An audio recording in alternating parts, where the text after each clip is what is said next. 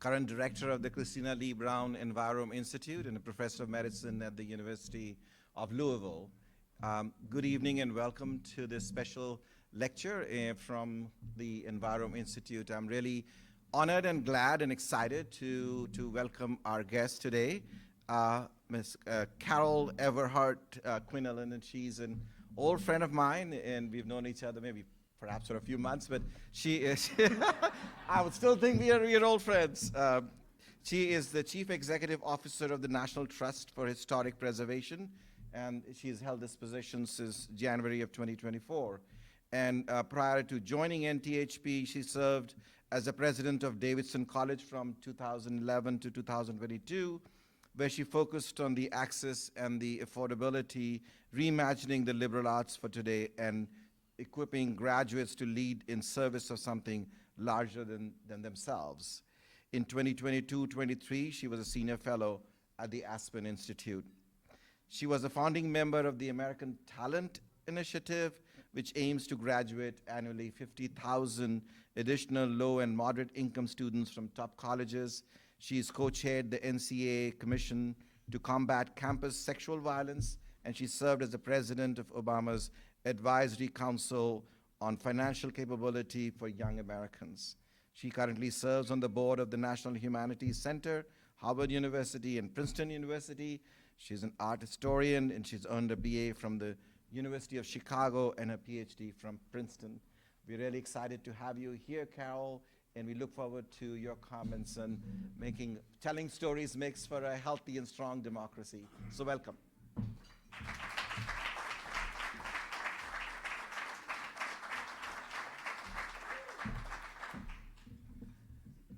I'm always so embarrassed by these introductions, wondering how I could live up to them. But I'm very grateful to you. Thank you so much for your kind words, and thank you all so much for coming. And a shout out to my Wildcat family who live here in Louisville and came out to hear me talk tonight. I'm really, really grateful to be here. To be able to talk about things that I care about and share some ideas with you. And I wouldn't be here without the generosity of a lot of people. And I especially want to thank two people tonight. I want to thank Phoebe Tudor, who's chair of the board of the National Trust for Historic Preservation, who leads us with her steady hand and exceptional strategic brain. So very grateful for Phoebe's leadership and for her presence here. And I don't know, Phoebe, do you want to wave or?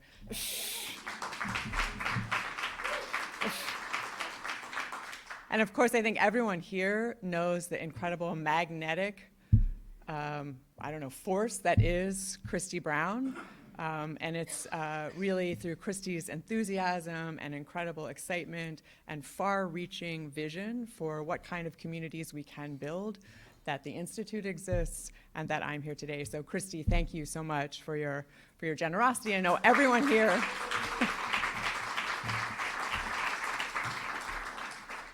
So what I want to do this evening pretty quickly, and then I welcome your questions, is try to bring together three things that aren't necessarily so obviously related.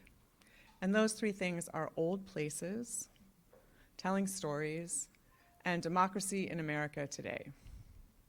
Now maybe the first two of these things, the relationship between those two things is a little more obvious. For myself, I grew up in an old house, 1826 row house, in an old town with cobblestone streets and brick sidewalks. Went to an old church. The building was built in 1707, and a school that was founded in 1748. So what I remember about being in these places as a child is that I felt something had pre-existed me and that these walls held stories. And they made me curious. If you've been in a lot of old houses, you know they have a lot of weird spaces. What's that? Why are there 8 fireplaces and 1 bathroom? You know, what is this trap door in the dining room for? What's that window doing in that odd place in the wall? And it's these odd physical features of an old place, the molding, the windows, that sparks your curiosity. Why is it like this? Who built this? Who's lived here before I was here? How did it come to be this way? And I think that curiosity for my sister and I when we were growing up, we made up stories. We didn't know very much about the people who lived in our house before us at that time, but we made up stories about the house. We made up stories about why there was a back stairway, why there was a glass door. We pretended it was a jail. We made up stories about why there was a trap door in the dining room. We had a whole Underground Railroad game with our kids because we were learning about Harriet Tubman in school. So I think the first thing about old places and being in them is that they spark our curiosity. And they make us realize that these walls hold stories that are much bigger than we are, and that we're a part of something larger than ourselves. So maybe old places and stories go together, and I think the people in this room know that better than I. My colleague Tom Mays is here, and he's probably the expert on the ways in which old places hold these stories that can change us. So old places and stories may be, okay, that makes sense, but why democracy in America right now? What does that have to do with old places and stories? And I want to get at that a little bit by talking about one of the challenges that I see in the country right now. And I think you'll recognize the challenge. I don't think this will come as a surprise to anyone. And I'm going to describe it as a sort of self-segregation, seeking out people who look like us, act like us, think like us, pray like us, eat like us, dress like us, fly like us. And this desire that we have for a kind of homogeneity in our lives, right? Why are we doing that? Seeking out people who are just like us. And this kind of division is contributing to the polarization that we see in our country, where there's enormous pressure to view everything in terms of a binary opposition of two camps. And you're either in one or the other. And you can't really be more complicated than that. And when we live in a world where there's so much pressure to see everybody as either friend or enemy, good or evil, one of us or not one of us, it sort of crushes our curiosity. But I think there's a lot of pressure on us now to see the world in that way. And some people might say it's the fault of identity politics, a lot of emphasis over the past 2 decades on the things that make us different, the religion, our race, our gender, the things that make us different, with a kind of downplaying of our common humanity. Some people might offer that explanation.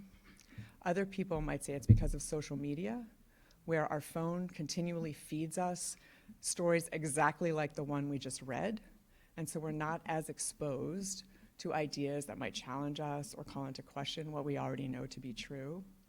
Some people might talk about wealth inequality or globalization. There's a lot of potential explanations for this phenomenon, but I think you'll recognize it, right, as a kind of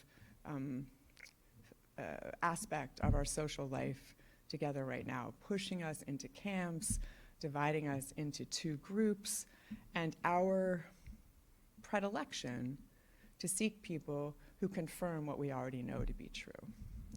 So I think this is a problem in any society. It impoverishes life. It's stultifyingly boring.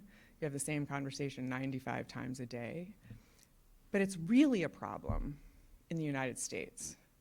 And that's because this country has global roots, and it was founded to be pluralistic. We have never lived up to the aspirations of our founding. I would be the last person to suggest that. But we were founded as a country with global roots and a desire to embrace, or at the very least tolerate, differences because we thought it would make us better. We thought if we could learn to appreciate differences, and if we couldn't value them, at the very least tolerate them, that was a sign that we really wanted to be free. And that we wanted other people to have the freedom to think and pray and eat and worship however they wanted. So I see the value that we placed on pluralism and valuing our differences as a sign of our desire to be free and build a society that lives up to an as yet unrealized promise of our founding. So our desire to push each other into separate camps is a problem in any society. It's boring, It limits our curiosity. It's a particular problem in a country that really wants to be heterogeneous and value diversity and difference because we think, one, better ideas will emerge, but also it's a sign that we want to be free. So what does this have to do with stories? What does it have to do with old places? Why is she standing up there talking about this? Well, I'm going to try an experiment with you. When we want to push each other into separate camps, we look at each other looking for sort of signs of which one we belong to, right? Which group are you in? The New York Times just wrote an article about coding and how everything has a meaning and everything is coded liberal or conservative. To the TV we watch, to the clothes we wear. My dress is coded left. My shoes are coded right. Everything is coded. And this is because we have this desire to classify each other into these two groups. So when we think about ourselves in that way and each other in that way, we approach other people as opponents to be debated. I want to know how you think about the issues I care about so that I can either agree with you and we're both good or prove you wrong and demonstrate that I'm right. So you think of other people as opponents to be debated. And what I want to suggest here is that we would live in a healthier world, in a healthier democracy, if instead we thought of each other as potential tellers of stories. And here's an experiment that maybe demonstrates the difference that I'm trying to get at in my long-winded way. Many of you are from this incredible city of Louisville, which I promise you I will learn how to say before I leave. I'm doing my best. And if you just think for a minute about how you, as a person, would tell the story of this city. You might choose to tell the story of how Louisville grew from a small place with the invention of the steamboat, railroads, how it grew into an economic center and why that happened here and what that meant for the expansion of the country. You might choose to tell the story in that way. You might choose to tell the story in terms of the famous people who are from here, George Rogers Clark, Oliver Lewis, the first person to win the Kentucky Derby, Mary Cunningham Smith, pioneer civil rights leader, Louis Brandeis, Justice of the Supreme Court, Zachary Taylor, President, Muhammad Ali, Helen Humes. You might choose to tell me the story of this city through the famous people who've lived here, or significant people to you who've lived here. You might choose to tell me the history of the city through its iconic architecture. Cathedral of the Assumption. I've been asking all of you what your favorite building is. You might choose to go through, shotgun houses, the Humana building, the Louisville Slugger Field, Churchill Downs. You might choose to talk about important sites of conscience, sites that matter to you. None of you, no one in this room would tell me the story of this city in the same way. And I wouldn't argue with you. I wouldn't assume that your story had to match my story. I would listen to your story as your story for what I could learn from it. This is the power of stories. Stories remind us that the facts on the ground can sustain multiple narratives, that there isn't just one story of this incredible, amazing, complex city, that multiple stories are needed to capture the richness of it. So if we think about each other as storytellers, as opposed to opponents to be debated, then we are open to the possibility that we might learn something from another person and to the value that our curiosity has and to the ways in which that can spark an understanding of difference. So my first point that I want to make is that old places, which hold multiple stories over generations of the people who've lived and worked and fought there, hold stories and can open our minds up to the value of thinking of human beings as storytellers rather than as opponents to be debated. And if we were to do that as a society, we would be less inclined to be so divided into two hostile camps and always seeking those who think like we do, because we would want to understand and hear the stories of other people. So I think old places remind us that that any single place can hold multiple stories, and to think about other people, the living and the dead, as potential tellers of stories which might be different from the ones we would tell. We'd have no expectation of agreement if we all told our story of this city. We might correct one another. I might get something completely wrong. I might get a date wrong. I might misunderstand something about the history. But we would recognize that this incredible city holds multiple stories in tension with one another, all of which can be valuable and all of which can be true. Not all stories are true, but any single place holds multiple stories that can all be true. This is what happens when you visit an old and meaningful place. You walk in and you think, this place holds multiple stories. Generations of people have walked here before I have. Generations of people have lived here, worked here, built this. You may go in thinking that you know how you feel about an issue of the day, but the place, as my colleague Tom will remind you, the place will change you. The place will open you up to the stories that it holds and help you recognize the power of that opening up, and help us all to tolerate the multiplicity of stories that these places hold. So right now, I think historic sites especially are crucial to our democratic life. Historic sites can help us think differently about the issues that most divide us. For example, you might have a really strong feeling about immigration, most people do, but if you go to the Tenement Museum and you hear the stories of the people who've lived in the same apartment generation after generation after generation after generation, Italians, Jews, Puerto Ricans, people from Chinese immigrants, people who've lived there generation after generation after generation, worked in New York City, mostly in the garment district, helped to build this country. However you thought about immigration going in, you will think about it differently coming out, because those stories held in that museum and those apartments will change you. You may think you know something about polarization and our parties. You should go to the Robert Smalls house in Beaufort, South Carolina, and learn about the remarkable life of that man, born into slavery, bought the house he was born in, commandeered a Confederate ship, sailed it into Union waters, freeing himself, his crew, their families, became an officer in the Union Army, and was one of the founders of the South Carolina Republican Party, served in the US Congress.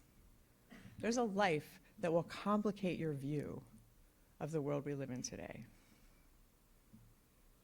Or go to Montpelier, and you'll ask yourself the very same question that historians have been asking for generations and generations, which is, how is it that people with this passionate commitment to freedom could, every day of their lives, undermine that commitment by supporting and sustaining the institution of slavery? A question every American needs to ask. You go to these sites, and the multiple stories they hold will challenge you to think differently than the way we're being encouraged to think now by the media we're absorbing, by the world we live in, and by our own propensity to seek out people who are just like us. So historic sites, these sites that are so important to our history, the places where our history happened, actually have the capacity to open us up to becoming better citizens, to becoming better, more engaged, more knowledgeable, more compassionate, healthier people in a society that really needs that. And even more than this, so my historic sites can help overcome polarization, which is a problem that I think we all recognize.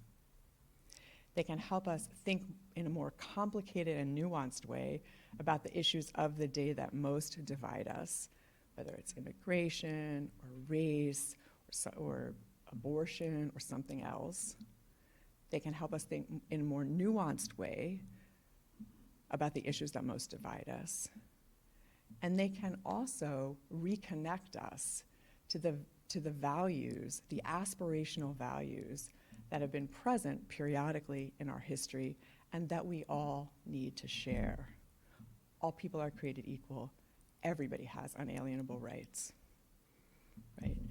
So the places that are most important to our history can reconnect us to that. They can reconnect us to the values and the rights that are enumerated in our Constitution. I was on a college campus for a long time, and a lot of people have an opinion about campus protests. I think everyone has an opinion about campus protests. Well, I say walk the National Mall. Just walk the National Mall and think about all the people, all the Americans for 100 years who've exercised their right to freedom of assembly on that space, and what that says about the kind of country we can be. Rabbis protesting the Holocaust, people who want to hear the greatest singer of her generation, people marching for freedom and jobs, people marching for life, all these Americans, generation after generation after generation, exercising their right to freedom of assembly in a place committed to that, because that's what we believe. You walk that mall, you may still think student protests are terrible, but you're going to think differently about them. I will never forget standing at the American Cemetery in Normandy, where my sister and I went recently, sort of as a pilgrimage for our father. And I can still feel what I felt when I stood there. And what I felt was similar to what I feel when I walk the National Mall. What it has cost people, these values, what it has cost to imagine a world where all people are genuinely created equal and treated as if they're created equal, and everybody has unalienable rights. What does it cost what have people sacrificed so that I get to imagine that world? And what's my obligation to make that world come true? How do I take up the mantle of democratic citizenship that I've inherited in this country that I love, that's given me so much, and become worthy of those aspirations? What's my job?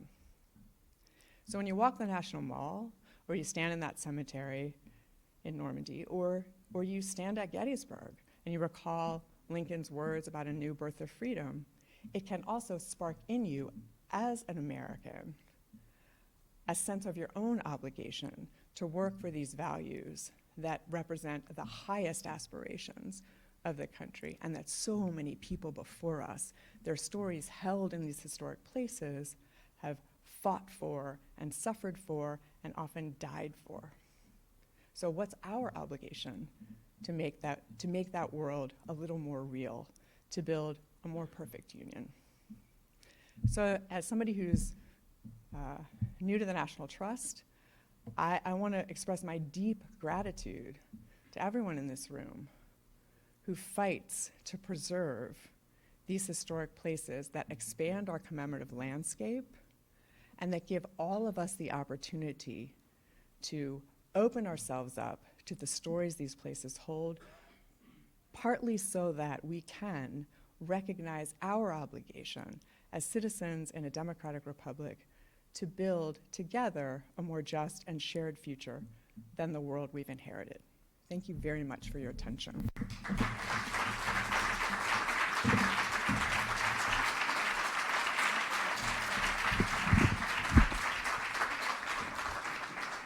I'm going to come down there. Yeah, I'm going to come down there because I'm a teacher, you know, and you have to ask me questions or we're going to be here a long time.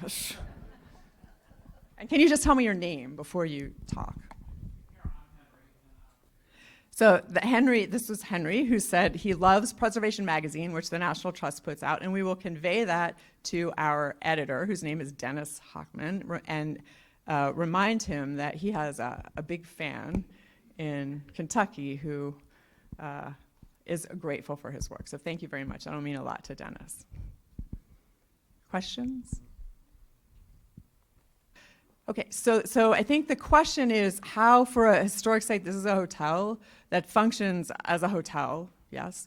How can that has deep historic significance for the community, for its neighborhood, for the country, for what it represents in terms of the kind of place that it is. How can we make sure that places like this are preserved? So I think, especially right now, you talked about historic tax credits, which is one of the mechanisms that the federal government has to facilitate preservation. There's also the Historic Preservation Fund and a host of other policies that create an environment where preservation is easier to do. So one thing I would say is write to your congressman, congressperson, and say how much you value historic tax credits and other federal policies that facilitate preservation. The second thing is there are a lot of other agencies of the federal government that also support preservation, though they're not specifically about preservation, and those are at risk as well. So I think it's important to point out what isn't happening when those grants fall through. So like what you're not able to do, what might not happen, or that this site might not be able to survive without some of this support. And then I would say reach out to us, and we will try to see if there's any additional, perhaps private grant funding that could support what you're doing, as well as maybe offer some advice about, and put you in contact with other people who run such sites and have found a way to generate more revenue from customers, if that makes sense. So those are my recommendations, and thank you very much for your commitment to preservation.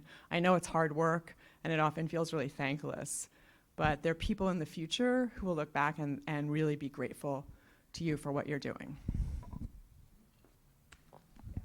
Green.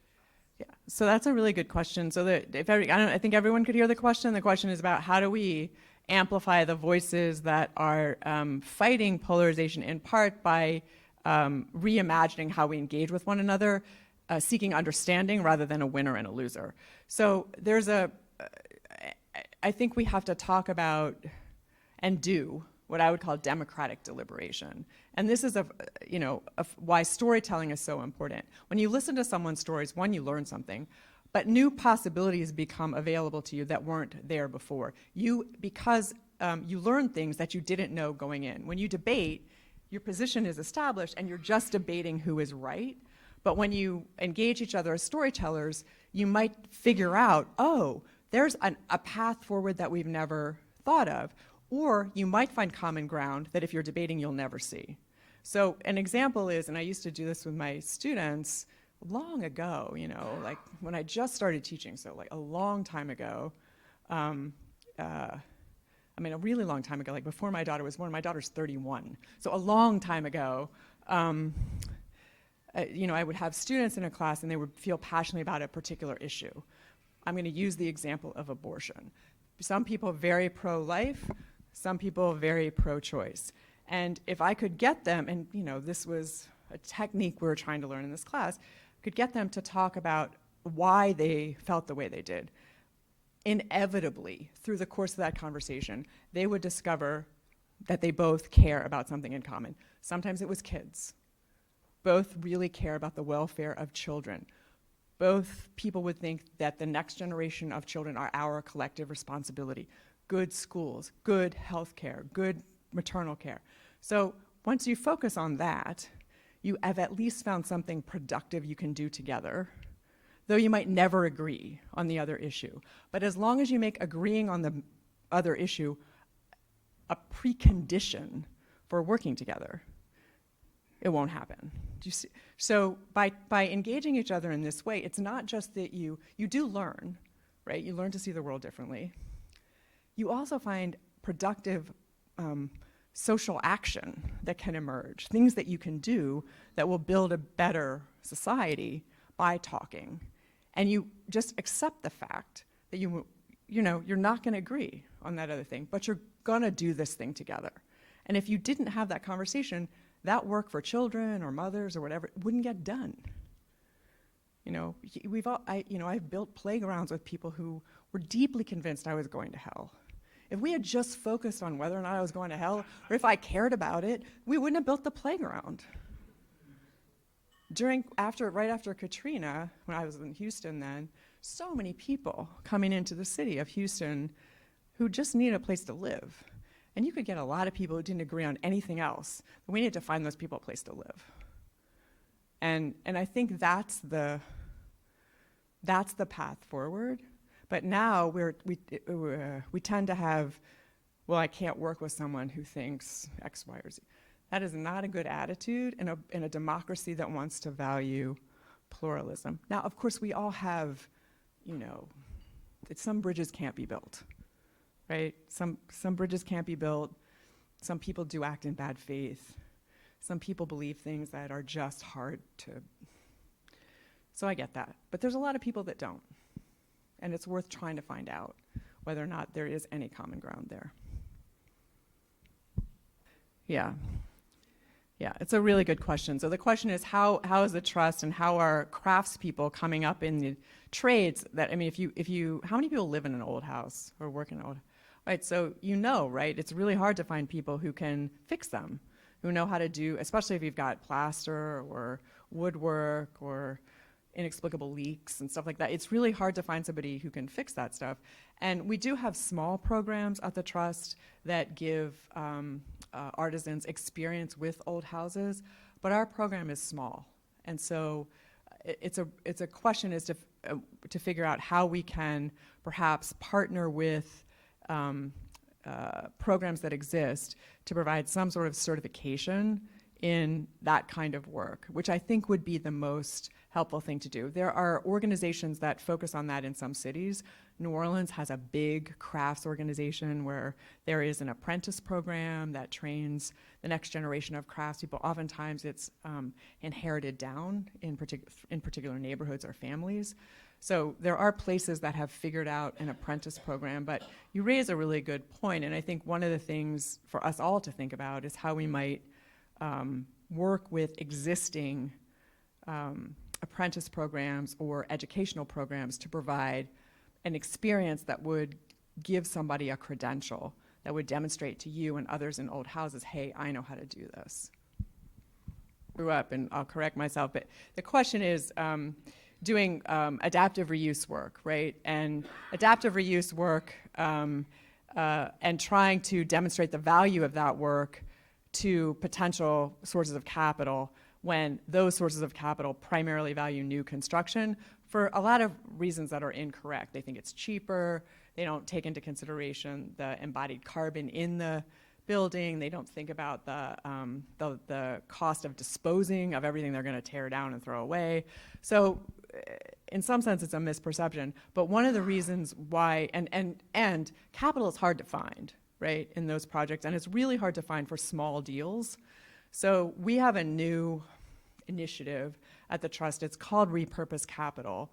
And the aim of it was to drive capital to places where it doesn't normally go by offering subordinated low-interest debt that would make it viable for the project to work with other sources of capital. We were relying on federal dollars, which are now frozen, like so many federal dollars, but we're still doing the project. So we recognize the need of persuading conventional sources of capital are not going to do these deals. So we recognize that we need to make the deals possible. So I would love to learn more about that, and maybe we can talk afterwards, and I can put you in touch with the people that are focused on that initiative. We're now trying to raise private capital, mostly program-related investments, to do the work that we were going to do with federal dollars. From libraries specifically? Yeah, so I think libraries, I was in Kansas City yesterday and spoke at the Central Library in Kansas City, which used to be a bank. So it's a similar, libraries and so there's a great adaptive reuse story there, but there's also a deep commitment in the library, the tradition of building libraries in this country, to serve the full community, to provide not only education, but opportunities to engage and for kind of conversation and convening and I don't want to call robust but respectful conversations, and libraries, I think, because they, free public lending libraries have this idea that this belongs to everybody. Like everybody is the public, everybody has the right to access to this stuff. So libraries right now, it's important, I think, that they retain that sense of openness. And now more than ever, because I think libraries also attract, unlike many other places in our society, a broadly diverse group of people walking through the door, all ages, from every socioeconomic group, because they're branches, they're located all over a particular place. And these places can be strong public conveners. The New York Public Library is trying to do that through its branches in New York City. Charlotte is, where I live outside of Charlotte, North Carolina, is building a new library system whose primary function is going to be convening and, being a welcoming place, welcome people in. So I think it's important for libraries to think about what about them might say you're not welcome here, and to undo that part, if there's any of that. We had some of that in Charlotte. But to really own the role of convening now, and to convene in such a way that fosters this kind of democratic deliberation and not debate. We have an opportunity to do that now. Libraries are also good because, you can also often have a better conversation if it's mediated by a text.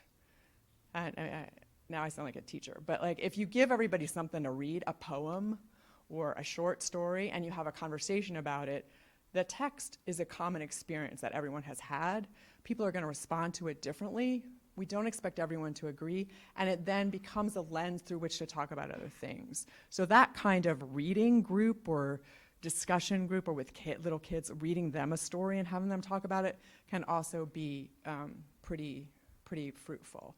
So more than ever, libraries are important in fostering this kind of engagement, and it is why I think preserving the places where our history happened and expanding our commemorative landscape. No one does that better than my colleague Brent Leggs, who's here. Expanding our national commemorative landscape so that we're actually telling the full American story and honoring the history of all Americans in the places that we choose to save. Those places hold stories that will open us up to becoming better citizens and better human beings. So this preservation work now more than ever is very important. And I can't stress that part enough. All that preservation creates a possibility for a shared, just, and democratic future, and we need to remember that. Sorry. We have already contacted our representatives. Yeah. And in fact got some responses back already. Yeah. So I don't there's know if everyone's aware of that, but the historic tax credit really does facilitate much adaptive reuse. So when you see these beautiful older buildings that have been reactivated for the community, a lot of that is made possible by federal and state historic tax credits. And it makes these projects financially viable in ways they would not be otherwise. I know my colleagues saw some of those projects here. Kansas City, I saw the library, not just the library, but Union Station. There's a lot of projects that wouldn't happen without these tax credits. They are arduous. And so there's a bill right now in the House that's called HTC Go, which makes it a little bit easier and reduces the time you have to wait to get the full amount of the credit. It makes it easier to access the credits. So this is something that we've been obviously pushing for a long time. It's a little stalled in the House, but we're still, it's got bipartisan support. I mean, it's not one of these things that it's preservation has a bipartisan caucus in Congress, and so it has bipartisan support, and the dollars go all over the country. Rural areas, urban areas, red states, blue states, the dollars go all over the country. And so there's a pretty big coalition of people that are trying to push this through. It's a weird environment in Washington right now, so I can't predict it for you, but I will say it's one of our top priorities in terms of legislation, And we do have some folks in Congress that are supportive. Right now, we're also kind of focused on some leaders in the Senate. So Senator Cassidy and Senator Warner are the two that are helping. But it is a really important bill for facilitating the repurposing of beautiful older buildings so that they can not be destroyed by neglect or just, people throw out their hands and say, this is too expensive, I'm going to tear it down. Tax credits keep people from doing that. So thank you all so much. I really appreciate your